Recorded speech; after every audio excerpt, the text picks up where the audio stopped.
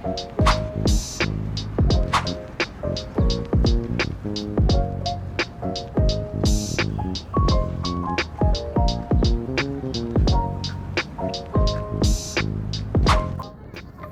ต้องมาซ้ำแล้วจ้า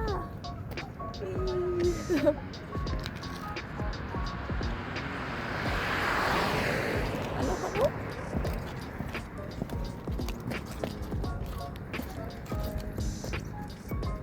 ไม่ต้องมาซ้ำแล้วสวยมากไม่ต้องมาซ้ำแล้วมากี่รอบก็ไม่เจอวันนี้เจอแล้วจ้านี่เมื่อวานหิมะตกทั้งวันนี่เมื่อวานหิมะตกทั้งวันไม่มีฟูจิให้ดูแต่วันนี้ไม่พลาดได้ดูแล้วไม่ต้องมาซ้ำแล้วดีสุดๆแต่ว่าต้องใช้ AI ลบคนหน่อยคนเยอะเกินไปโอเคเดี๋ยวรีบไปที่ต่อไปดีกว่าเพราะว่าเดี๋ยวเมฆก้อนนี้กำลังจะมาแล้วเดี๋ยวจะบังแล้วเห็นปะเมฆก้อนเบลเลอร์เลยนะเดี๋ยวจะบังฟูจิแล้วเดี๋ยวจะมองไม่เห็นละไปกันต่อจ้า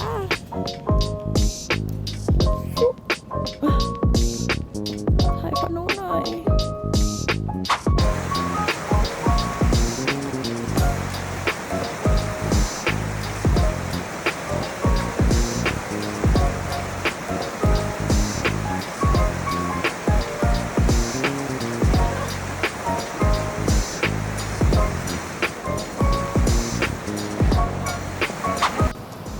ถึงจุดที่2ที่มาวันนี้ก็ยังเห็นฟูจิอยู่เมฆก้อนนี้ยังไม่มาก็ทำเวลาได้ดีมากเลยมุมนี้เป็นมุมที่แบบซากุระมันจะเยอะๆแต่ว่าตอนนี้เดือนกุมภาต้นเดือนกุมภาซากุระยังไม่มีก็เลยเป็นวงโหวแบบนี้นี่อันนี้คือตอนเรามาตอนเช้าประมาณ8 โมงอันนี้ก็จะประมาณเนี้ยก็จะประมาณนี้เลยวิวตอนเช้า8 โมงแต่ถ้าเกิดมาตอนเย็นมันก็จะเป็นฟิลแบบพระอาทิตย์ตกแบบไม่แน่ใจว่าสวยไหมไม่รู้แต่ว่าถ้าเกิดเป็นแบบช่วงมีปลายมีนาก็จะมีซากุระตรงนี้เป็นต้นซากุระทั้งหมดแต่ตอนนี้ไม่มีเหลือแต่กิ่งเป็นแบบแห้งๆแต่ก็สวยไปอีกแบบหนึ่ง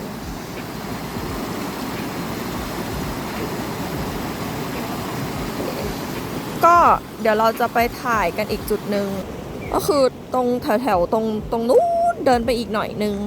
มันจะมีอีกมุมนึงให้ถ่ายตรงนั้นก็ค่อนข้างโอเคอยู่พอสมควรก็เดี๋ยวไปถ่ายกันตรงนู้นนะจ๊ะไปกันดีกว่าทำเวลานิดนึงเพราะเดี๋ยวมีไปต่ออีกประมาณที่2 ที่แล้วก็เดี๋ยวจะไปเดินทางต่อไปจังหวัดกุนมะนะจ๊ะไปเจอกันอีก1 จุดเดินไปทางนู้น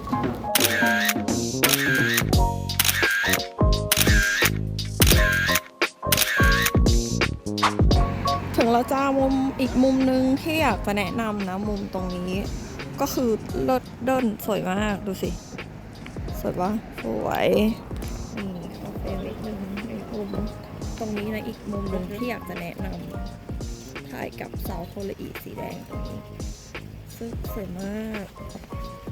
สวยมากฟ้าเคลียร์สุดๆนะฟ้าเคลียร์สุดไปเลยอยู่ใกล้ๆกับวัดเมื่อกี้นะที่เราไปกันมาก็คือเสาโทรอีแดงอยู่ตรงนี้ใช่ไหมวัดก็เดินไปอีกประมาณ2 ไฟแดงก็ถึงโอเคเดี๋ยวเราจะไปกันต่อที่แถวเล็กอะไรนะที่เธอจะไปอ่ะทานุกิจะไปต่อกันตรงนี้ไปเจอกันที่เล็กทานุกิไปจ้า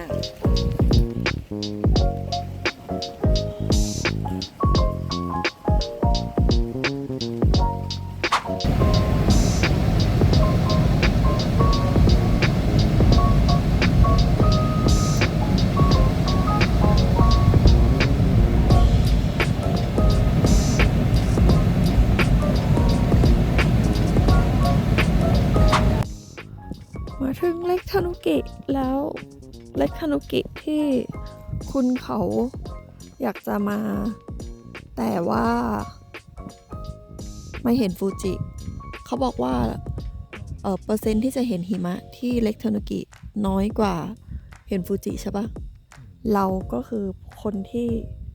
เห็นหิมะที่เล็กคานุกิแต่ไม่เห็นฟูจิ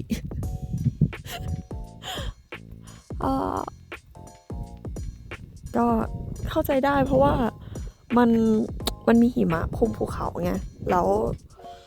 อากาศข้างนอกอ่ะมันแดดออกใช่ไหมมันก็เลยทำให้แบบเหมือนไอเย็นมันขึ้นมามันเลยมีแบบมันเป็นก้อนเมฆก้อนใหญ่ๆคลุมอยู่ตรงนี้ก็เข้าใจได้เดี๋ยวเราเดินไปตรงทางสะพานตรงอ่างเก็บน้ำแล้วก็ไปถ่ายรูปตรงนั้นแล้วก็ใช้ AI นะเอาฟูจิมาแปะ ได้ปะลงตรงไหนอะมันต้องลงตรงไหนอะเนี่ยสะพานมันอยู่ตรงเนี้ยเนี่ยสะพานมันอยู่ข้างล่างตรงนั้นแต่ทางลงอยู่ตรงไหนอะมันปิดไปหมดเลยละลายไปหมด ทางลงอยู่ตรงไหนอะไม่น่าใช่ลงตรงนี้นะลงตรงนี้เหรอไปลงตรงไหนอะใช่เหรออ๋อนี่ไงบันได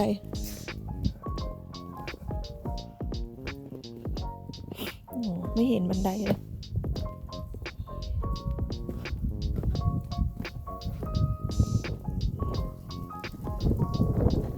อย่าลื่นนะจ๊ะโอ้เย็นเ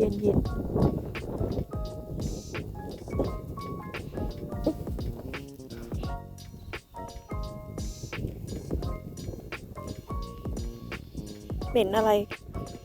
เป็นเหม็น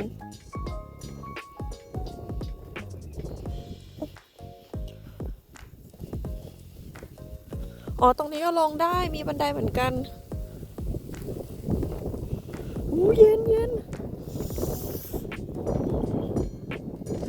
มาถึงแล้วแต่ว่าไม่มีภูเขาไฟฟูจิเวียงไปแล้วกันนะเย็นสุดๆน่าจะอยู่ตรงนี้นั่นน่ะแถวๆนั้นน่ะฟิวหนาวจังเลยโอ้ยลม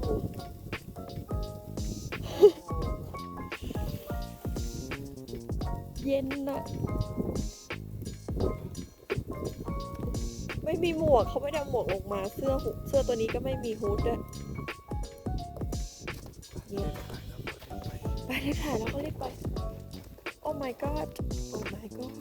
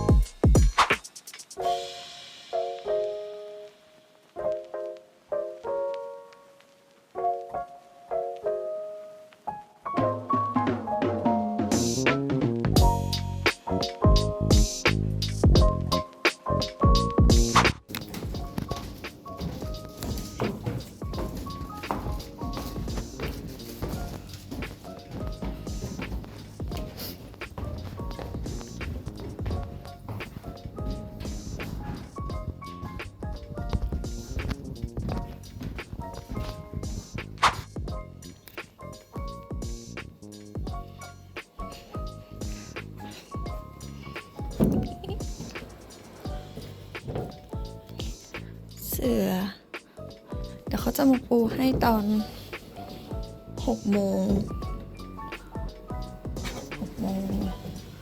เดี๋ยวเขาจะมาปูเสือให้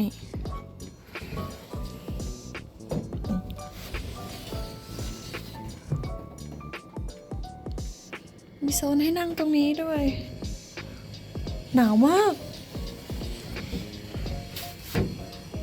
ฮีตเตอร์ นี่ ส่วนอันนี้ห้องนอน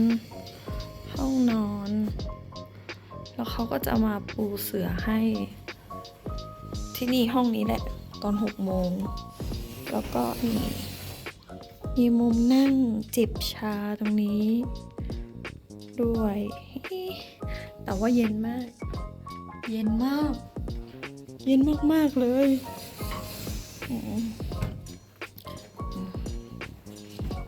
มีอะไรอันนี้ตู้โอ๊กเปิดไม่ได้อ๋อเป็นตู้เสื้อผ้าปกติ ไม่มีอะไร แล้วก็มีเซ็ตชงชาเซ็ตชงชากินน้ำไปแล้วเมื่อกี้โอเคเดี๋ยวเราจะไปเดินข้างนอกกัน พร้อมหรือยัง พร้อมหรือยัง พร้อมหนาวไปจ้า ถึงคูซัตสึแล้ว หนาวมาก แล้วก็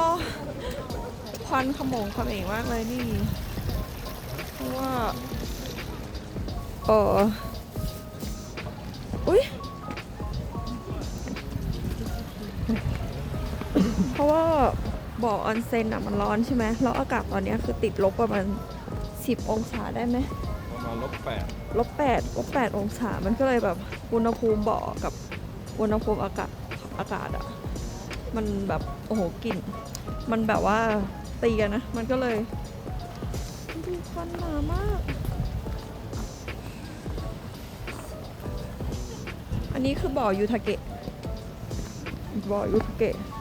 กลิ่นกรรมฐานแรงมากเนอะ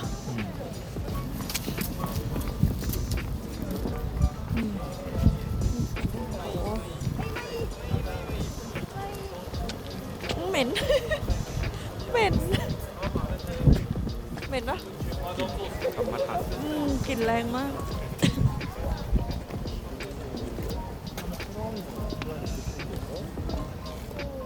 ไม่เห็นอะไรเลย แต่ตอนกลางคืนน่ะเขาจะเปิดไฟตรงแบบตรงเนี้ยเขาจะเปิดไฟแล้วมันก็จะสวย เดี๋ยวมืดๆอ่ะออกมาเดินอีกรอบหนึ่ง แต่ตอนนี้ก็เดินเล่นไปก่อน จริงๆอ่ะตรงนู้นอ่ะ มันจะปกติอ่ะตรงนู้นอ่ะ ตรงแถวนู้นอ่ะเขาจะทำเป็นแบบเหมือนอะไรนะเขาเรียกอะไรเป็นแบบเป็นโดมเล็กๆอ่ะแล้วก็เป็นแบบเทศกาลตรงนั้นอันนั้นอันนี้อะไรเงี้ยใส่เข้าไปในนั้นแล้วก็เดินไปตรงนู้นไหมมีต้นคริสต์มาสยังไม่เก็บเลยต้นคริสต์มาสเขายังไม่เก็บเลย ไปดูกล้องดีกว่าก ล้องไหนเธอถ่ายตัวเองกับกล้องเหรอนี่อ่ะกล้องตรงเนี้ยเขาดูทุกวันเลยนะนั่นน่ะอันนั้นอัน1 2 3 4ไม่โดน อันนั้นเขาก็ไม่มันเป็นแบบว่าเขาปั้นหิมะเล็กๆอันนั้นเขาก็ดูอยู่ทุกวันแหละอันที่4นะก็ดูทุกวันเลย แต่ว่ากล้องมาอยู่ตรงไหนวะนี่กล้องมาอยู่แถวๆนี้แหละเอ้าเมื่อกี้ขับรถผ่านก็ยังเห็นอยู่นะ เขาหันไปแล้ว ฮะ กล้องเขาหัน ไม่แต่กล้องมาอยู่ตรงไหนอะแต่ตอนแรกขับรถผ่านอะยังเห็นกล้องอยู่เลย อันนั้นอันหนึ่ง ไหนอะ ข้างบน ใช่ใช่อยู่ข้างบนเอากล้องอยู่ข้างบนใช่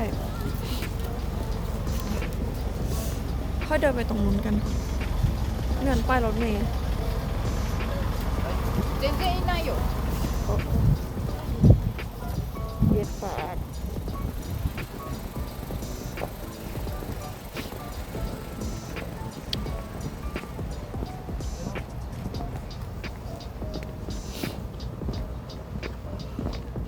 เดี๋ยวพรุ่งนี้เรามาขึ้นวัดอันนี้กันด้วย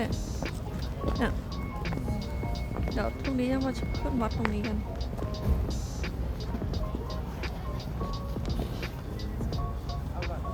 แล้วก็รู้สึกว่าตรงอันนี้ก็บอกออนเซ็นคือแถวเนี้ยมันจะมีแบบว่ารอบเมืองเลยนะมันจะมีออนเซ็นให้แบบแช่ฟรีอ่ะมีออนเซ็นเท้าออนเซ็นหน้าด้วยนะออนเซ็นมือ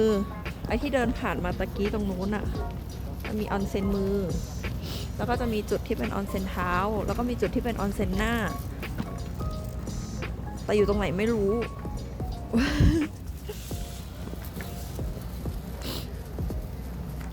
เราเดินเล่นเข้าไปในเมืองไหมเข้าไปในเมืองคือต้องเดินไปตรงเซเว่นอ่ะแล้วก็เลี้ยวไปตรงนู้น ใช่ แล้วก็ไปหาอะไรกินกันดีกว่า ไปค่ะ ไปเดินหาอะไรกินกัน จะเล่าว่าออกมาจากออกมาจากฟูจิเนาะออกมาจากฟูจิตั้งแต่ 10 โมง แล้วก็เจอพายุหิมะ มาตลอดทาง ใช้เวลามาถึงฟูซัตสึก็คือจะออกจากฟูจิ 10 โมงมาถึงฟูซัตสึ 5 โมงเย็น ใช้เวลาไปประมาณ 7 ชั่วโมงเนาะโอ้โหประมาณ 7 ชั่วโมงในการขับรถมาถึงฟูซัตสึ ค่อนข้างแบบทรหดมาก แต่ก็เป็นเมืองหนึ่งที่สวยอยู่ นี่ไงเขาก็เปิดไฟมันก็จะเป็นแบบเฮ้ยมันสวยอ่ะ ไปเดินหาอะไรกินน่ะ หิวหน่อย นี่มีร้านของฝาก เดี๋ยวจะมาเดินดูพวกแมกเนต เพราะรอบนี้เราจะมาซื้อพวกแบบแมกเนตสะสมแมกเนตแบบแต่ละสถานที่ที่เราไปว่าเราไปไหนมาบ้าง เข้าไปดูไหม ไปเลย ไป นี่ก็น้ำมันเป็น ใช่ ไม่ใช่ อันนี้ไม่ใช่ มันไม่ร้อนอ่ะ นู่นตรงนู้นอ่ะออนเซ็นนู่นอ่ะตรงนู้นอ่ะ ตรงนู้นนู่นไปจับดูไหมล่ะ ไปเลย ไป เอาละอันนี้ให้แช่เท้าปิด ไอ้แช่เท้าอ่ะมันต้องเดินดูอ่ะอยู่ไหนไม่รู้อะก็ไอ้นี่ไงไอ้แมปที่เขาให้มาไงเราไม่ถือมา มันร้อนนะร้อนไหมโอ้ยอู้ดีอ่ะรู้สึกดีอ่ะโอ้จริงๆอ่ะน้ำมันร้อนนะแต่คือเราหนาวไง ใช่ เราก็เลยเหมือนแบบไม่รู้สึกอะไร แต่เดี๋ยววันนี้เราจะมาแช่ออนเซ็นกันที่โรงแรม เป็นครั้งแรก ในชีวิต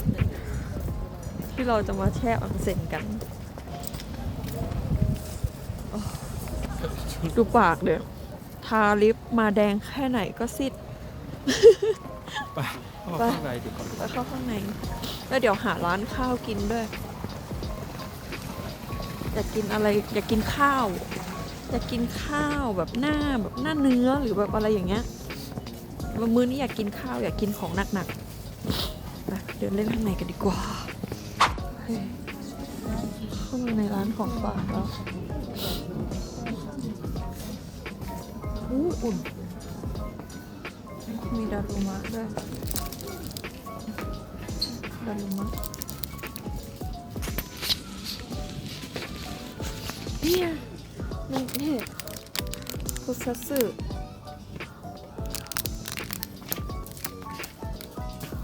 แมกเนตฟุซัตสึ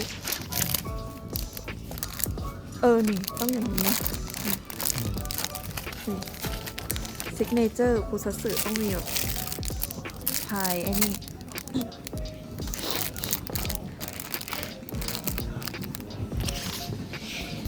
ก็เป็นร้านแบบฟิลร้านของฝากเลย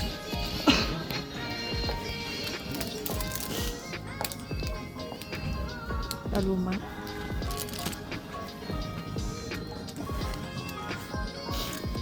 แม็กไหนดอง เนี่ยเราต้องมาถ่ายตรงไหน ฝั่งนู้นไงข้างล่างไง ต้องถ่ายข้างล่าง ใช่ ที่เดินออกมาจากโรงแรมอ่ะ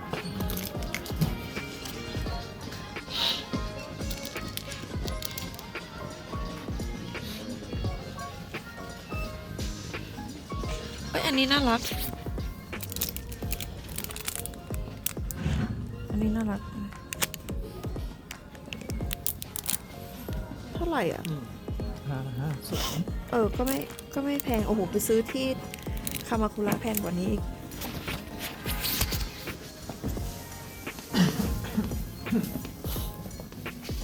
ทำไมมันเป็นมาสคอตของคุซัตสึทำไมมันเป็นม้าวะ ฮะ ม้า มันคือม้าเหรอ เนี่ย มันใช่ม้า ไม่รู้อ่ะ ม้าปะม้าหรืออะไรเนี่ยเต็มเลยอะ กุนมะจังชื่อกุนมะจัง กุนมาจัง เป็นมาสคอตเป็นลูกม้าเหรอ น้องกุนมาจังเนี่ยมาสคอตนะมาสคอตเป็นม้า เต็มเลยด้วย ดูดิ เต็มเลย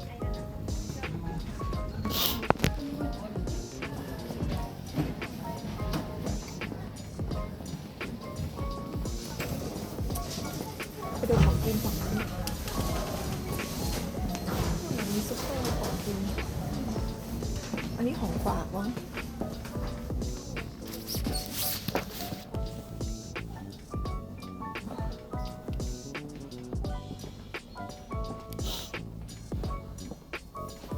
ฟีลแบบของฝากขนม มีเหล้านี่อะไรอะช็อกโกแลตเหรอ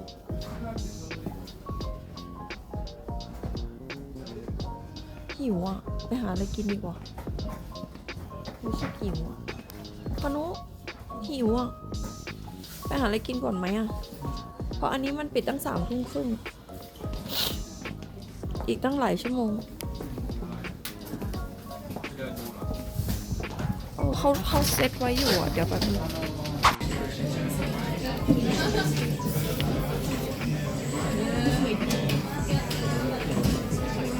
เดี๋ยวกินอันนี้ เธอสั่งอะไรไปอ่ะ ของเธอกินอะไร ลิ้นย่าง ไหนอะลิ้นย่าง อันนี้เหรอ อันไหน อันไหนคือลิ้นย่างก่อน ไม่รู้อะ ไม่มีในนี้ใช่ไหม อ๋อ นี่เหรอ ใช่ไหม มันไม่เป็นข้าว เอาเหรอ สั่งอันที่เป็นข้า ไม่ ว รู้ว่าไหนอ่ะ ไม่มีในนี้มั้ง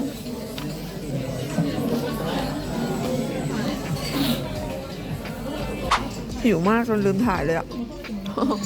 อันนี้ยังไม่ได้กิน อันนี้หิวมากลืมถ่ายเลยก็สั่งให้ติ่มซำมาด้วย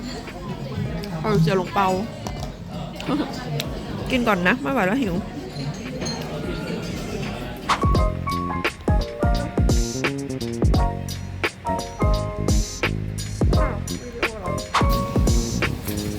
หิมะตกหนักมาก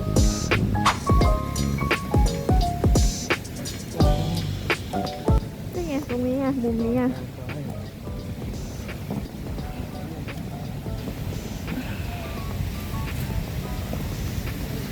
ผมไม่เห็นอะไรเลยอยู่บนทะเกะไม่เห็นอะไรเลย ไม่เห็นอะไรเลยอยู่บนทะเกะนี่ไง มาแช่น้ำตรงนี้ได้นะอยู่ใกล้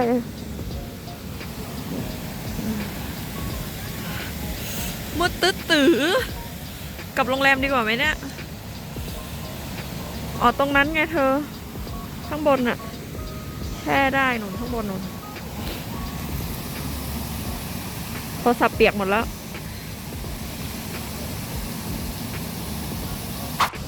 หนาวมากเลยหิมะลงหนักมาก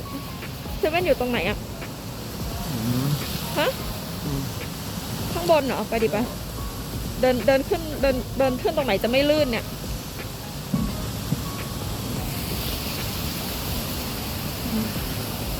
ลื่นไหมเนี่ย ไปยุบขึ้นไปก่อนดิเขาถ่ายอยู่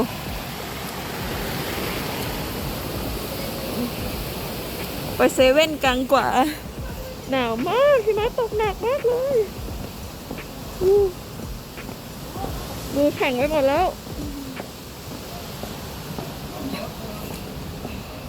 รู้งี้เอาล่มมาสักก็ดี ลืมหยิบล่มมา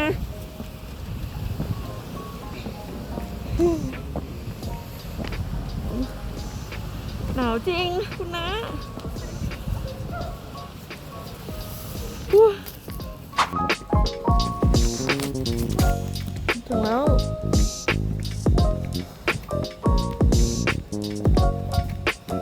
รังแคเต็มเลยพนุนี่ไงนี่ก็ออนเซ็นนะเนี่ยเป็นออนเซ็นสาธารณะอยู่ตรงข้ามโรงแรมเลยไม่เข้าไปก่อนนะโอ้ชิด ลื่นอ่ะลื่นสุดๆไปเลย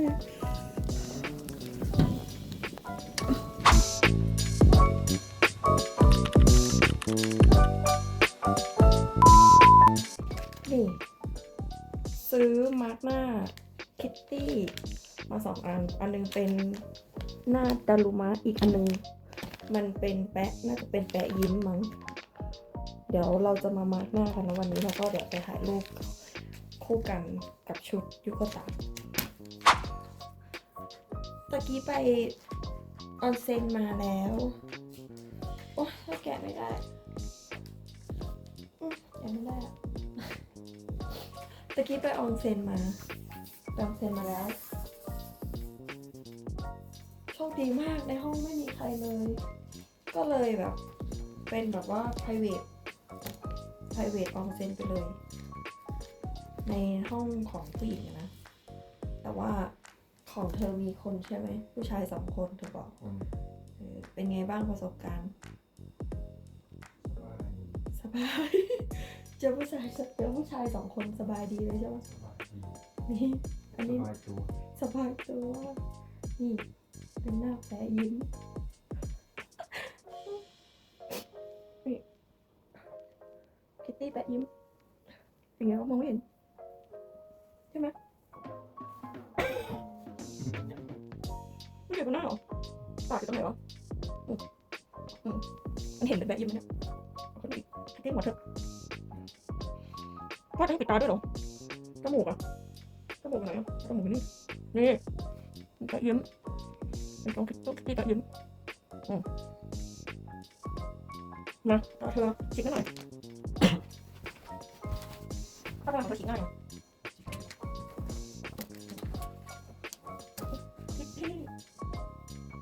เอาตัวเล่นน้ำนะ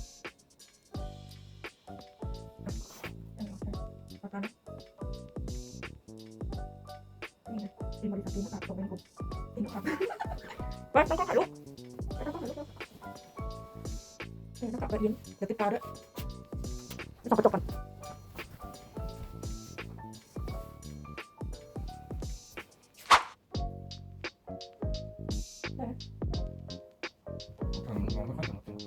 ไปยิ้มเหรอไม่เห็นหรอตอนนี้ออกไปดูก่อนตอนนี้ไม่ต้องออก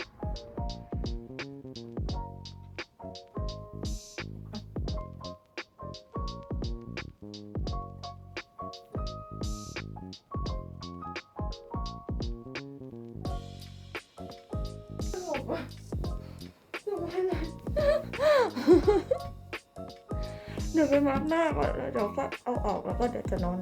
เดี๋ยวดูก่อนอาจจะออกไปเดินข้างนอกด้วยชุดยูกะตะถ้าไหวนะ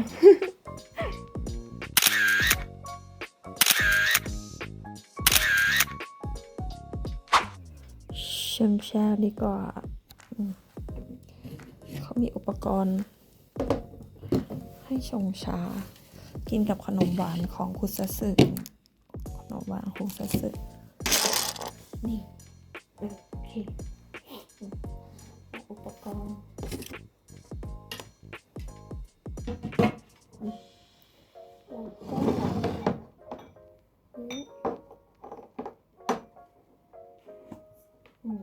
นี่ไงเขามีชาผงชา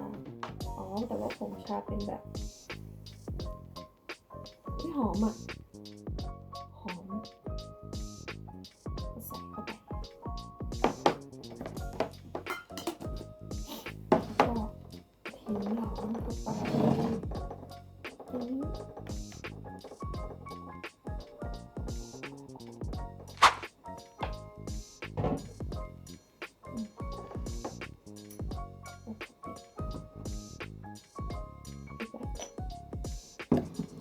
แล้วสแค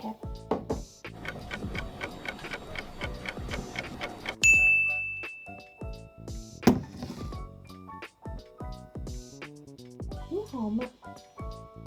โอ้ยดิหอมไหมทำไมหอมอ่ะชิมขนมอันนี้ขนมของกุตสึเข้าใจว่าคิดว่าน่าจะมีแบบแจกให้ทุกเรียวกังนะ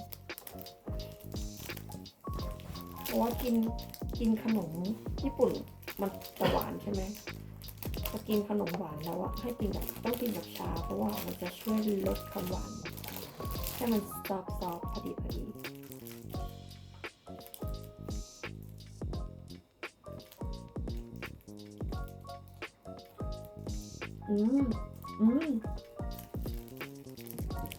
ข้างในเป็นไส้ถั่วแดง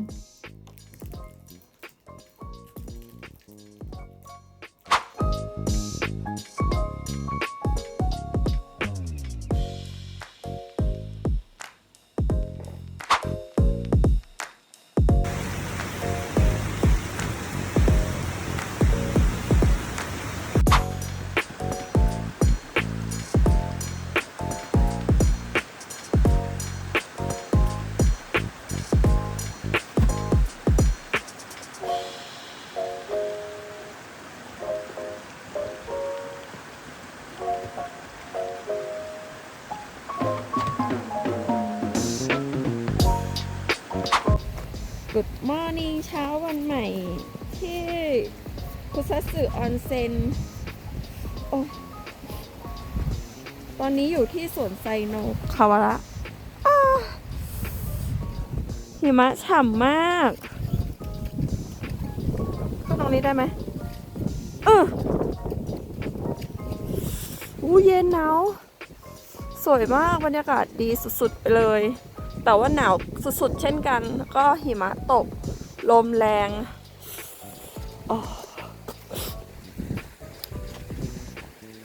ตอนนี้น่าจะประมาณ7:30ได้ก็คนก็น่าจะยังไม่ตื่นกันเพราะว่ามันเช้ามากจริงๆแต่ว่าเราต้องรีบออกมาเดินเล่นถ่ายรูปเพราะว่าเดี๋ยวเราจะต้อง move ก็คือไปต่อที่ยูซาวะกันก็คือต้องเช็คอินต้องออกจากนี่ก่อน9 โมงก็เลยต้องรีบออกมาเดินเล่นนะแล้วก็ส่วนพวกร้านข้าวร้านอาหารร้านขนมใดๆก็อาจจะไม่ได้แวะเนาะเพราะว่าส่วนใหญ่ร้านเปิด10 โมง10 โมงครึ่ง11 โมง11 โมงครึ่งก็อาจจะไม่ได้แวะก็เดี๋ยวไปหาอะไรกินที่ยูซาวะเอาเพราะว่าจากยูซาวะเราต้องไปต่ออีกก็คือไปยามากาตะใช้เวลาประมาณ 4-5 ชั่วโมงก็จะไปถึงโอ้ลื่นก็คือจริงๆตรงนี้มันจะเป็นแบบเหมือนเป็นออนเซ็นธรรมชาติจริงๆในหมู่บ้านนี้คุซัตสึมันก็เป็นแบบที่เห็นเป็นแบบบ่อเนี่ยบ่อเล็กๆตรงนั้นตรงนี้แล้วก็ที่ทานน้ำที่ไหลแล้วก็เนี่ยทั้งหมดก็คือออนเซ็นทั้งหมดเลยนะนี่ศาลเจ้าเล็กๆเป็นหมู่บ้านออนเซ็นที่แบบติดอันดับต้นๆเลยทีเดียวหนาวเย็นมือไปเดี๋ยวเดินกันไปข้างหน้าไปต่ออีกนิดนึงแล้วเดี๋ยวก็จะกลับแล้วกลับเข้าไปในข้างในคุซัตสึข้างในตรงบ่อใหญ่ที่เป็นยูบาทาเกะตรงนั้นจ้ะ